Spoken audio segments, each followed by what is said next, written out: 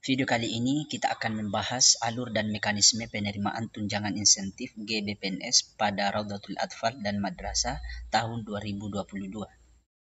Yang pertama yang harus kita pahami adalah bahwa kita harus memahami juknis pemberian tunjangan insentif GBPNS tahun 2022 ini.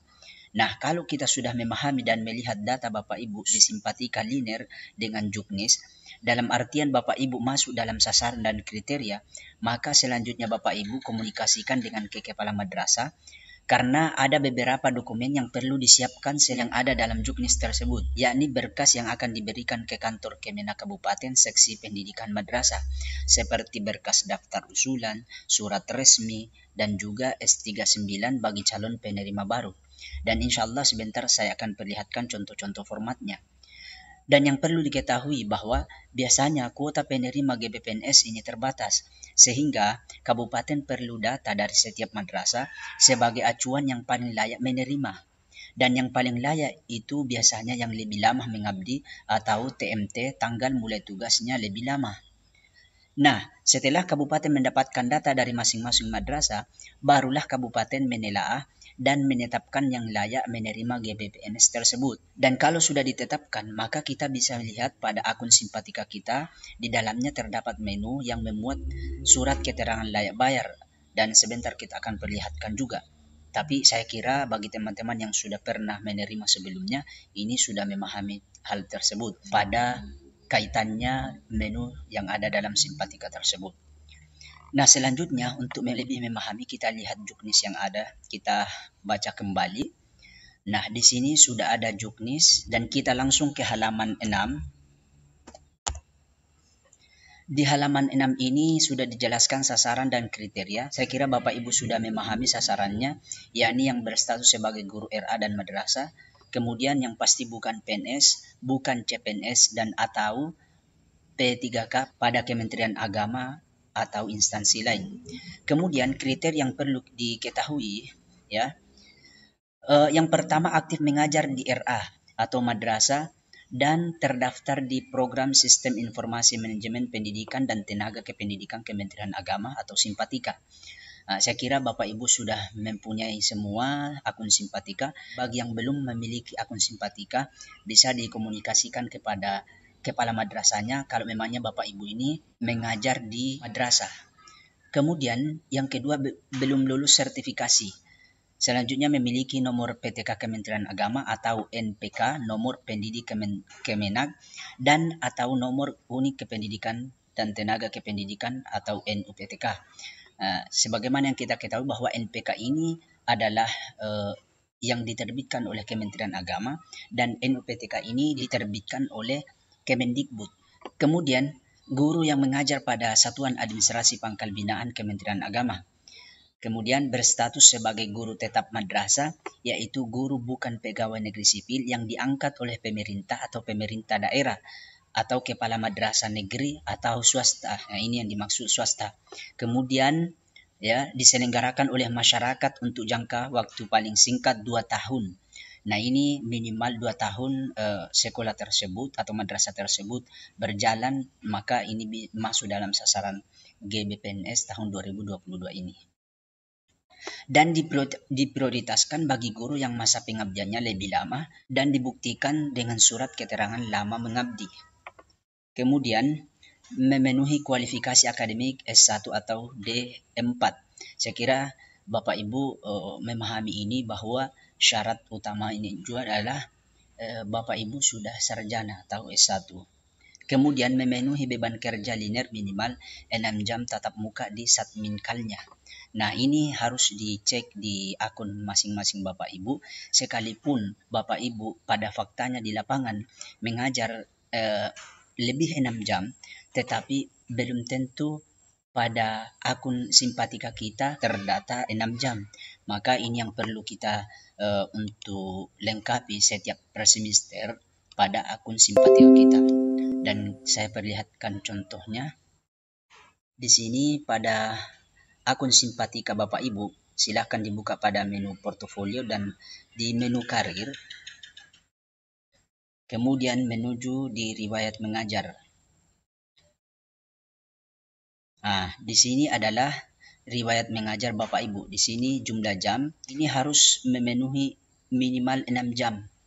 Kalau kurang dari 6 jam maka Bapak Ibu sekalipun memenuhi kriteria yang lain, Bapak Ibu tidak akan bisa masuk dalam daftar sasaran penerima GBPNS tahun 2022 ini. Nah, makanya akun simpatika kita harus diupdate setiap awal semester. Nah, ini adalah rekapan dari jadwal mengajar kita, ya, mulai sejak TMT kita sampai tahun terakhir. Kalau sudah ternyata memenuhi 6 jam, maka kita lihat pada kriteria yang lain, bukan penerima bantuan sejenis yang dananya bersumber dari DIPA Kementerian Agama.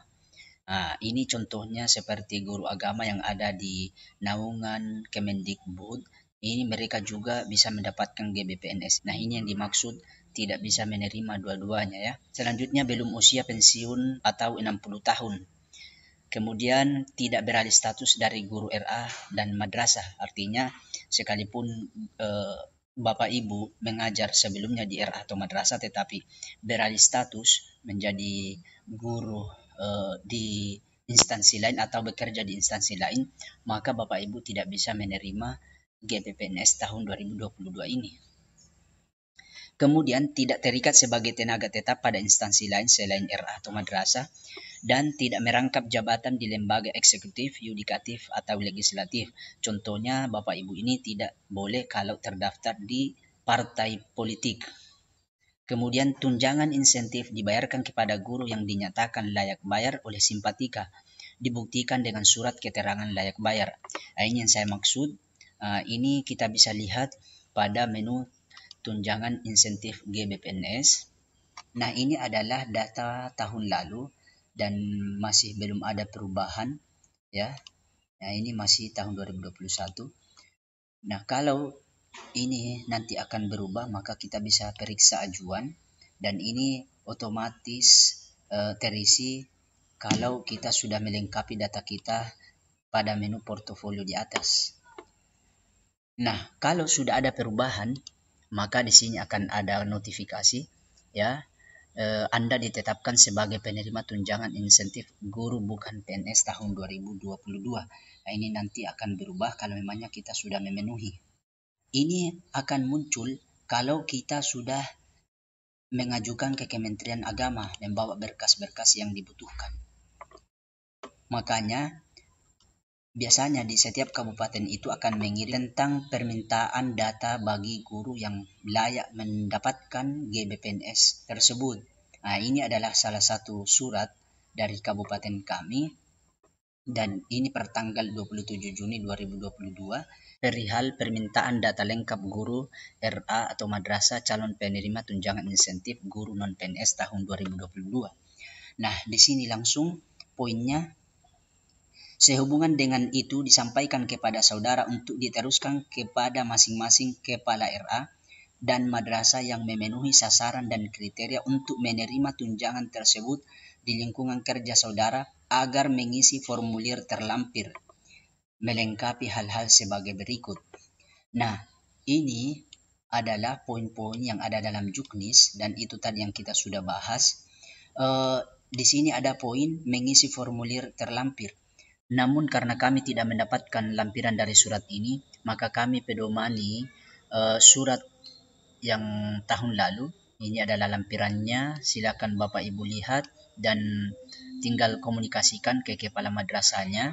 Dan ini adalah contoh lampiran kedua, ya. Nah, ini adalah contohnya lampiran surat usulan kepala madrasah daftar usulan calon penerima subsidi tunjangan fungsional bagi guru bukan PNS tahun 2021. Nah, ini ada nomor, nama, kemudian tempat tanggal lahir, NUPTK, jenis kelamin, nomor dan tanggal SK pengangkatan sebagai guru tetap, kemudian mengajar pada Satmingkal atau madrasah mana, bidang studi yang diampu, kemudian beban kerja keseluruhan. Nah, inilah muatannya yang akan diisi dan dilaporkan ke kantor Kemenak Kabupaten. Nah, surat resminya juga ada. Nah, ini contohnya sebagaimana lampiran yang tadi, ya. tinggal Bapak Ibu lihat contohnya dan bisa dibuat sendiri, tapi tetap lagi-lagi komunikasi ke kepala madrasah. Nah, kalau Bapak Ibu sudah mengajukan dan nanti tinggal kabupaten akan menetapkan siapa yang lebih layak dan siapa yang masih baru. Kalau Bapak Ibu sudah mengusulkan, tinggal Bapak Ibu menunggu informasi dan melihat pada akun simpatika Bapak Ibu sampai di sini ada perubahan. Ini masih tahun 2021 dan akan ada perubahan. Kalau kita mendapatkan notifikasi seperti ini, maka selanjutnya kita bisa cetak. Nah, ini adalah contohnya. Kemudian kita print dan kita bawa ke bank penyalur beserta persyaratan yang lain. Tinggal Bapak Ibu menunggu informasi selanjutnya. Satu lagi yang akan saya perlihatkan bagi teman-teman guru yang baru calon penerima, ya, yang baru memenuhi kriteria. Ini adalah contoh surat keputusan layak tunjangan insentif GBPNS atau S39A. Ini di-download dari akun simpatika madrasah. Ini tidak ada menunya dalam akun simpatika personal Bapak Ibu. Nah, tinggal komunikasikan dengan kepala madrasahnya masing-masing. Cukup saya perlihatkan contohnya. Nah, saya kira demikian pada video kali ini. Semoga bermanfaat. Kurang lebihnya mohon dimaafkan. Wassalamualaikum warahmatullahi wabarakatuh. Yeah.